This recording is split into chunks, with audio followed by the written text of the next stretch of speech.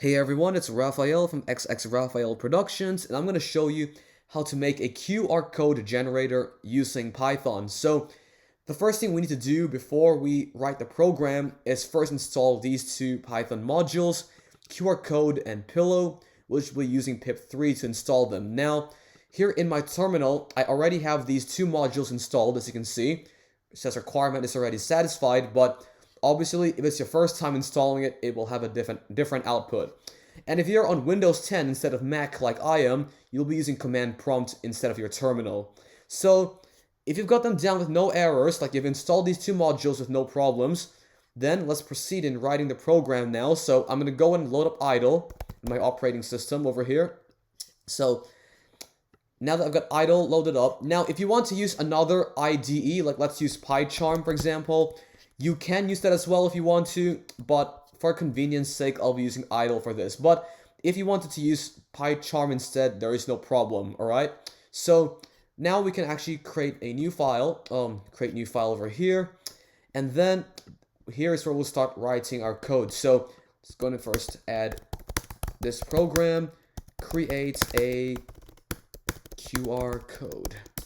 Now, obviously, Python ignores comments, alright? So you don't really have to put anything up there, but I just want to put it up there, you know, just a nice reminder. But yeah, the first thing we need to do now, though, is import our modules. So type import QR code, and then do the pillow module, so PIL, import image.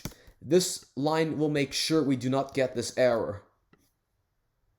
Alright, now let's go back into the editor, and let's go ahead and ask print. So print, and this will ask us what we want to have the QR code say. So print, hello, what do you want the QR code to say? Alright, and the next thing we're going to do is kind of record that response. So do my response equals input, and that will take in the user response and save, and it will save it. And the next thing we want to do is take in what we want the image to be saved as. So it'll ask, what would you like to name your image? There we go. Alright, the next thing I'm going to do is save that response as well. So do my response to equals input. Alright, so we've got those two down, and let's go ahead and now actually code so that it generates the image and then saves it somewhere. So, to do that, I'm going to call it image1. Now, you can obviously call this whatever you want to, but I'll call it image1. Now I'm going to say image1 equals QR code.make, and then do my response, whatever you called your first one. Now, make sure you got these values correct, or else if you accidentally put in my response 2, it will instead create whatever you called your image as, and that will have jumbled results, alright? So make sure that's correct. That's why I suggest you copy and paste it just in case, but if not, then don't worry about it, alright? So image1.save, and this will be now, you guessed it, my response to. And two quotation marks, and then a close parentheses. Now, this, in between these marks over here, I'm going to put .jpg, or whatever file extension you want the image to be, alright? So let's go ahead, before we can run it, let's save this. So I'm going to save that program in this folder called QR codes.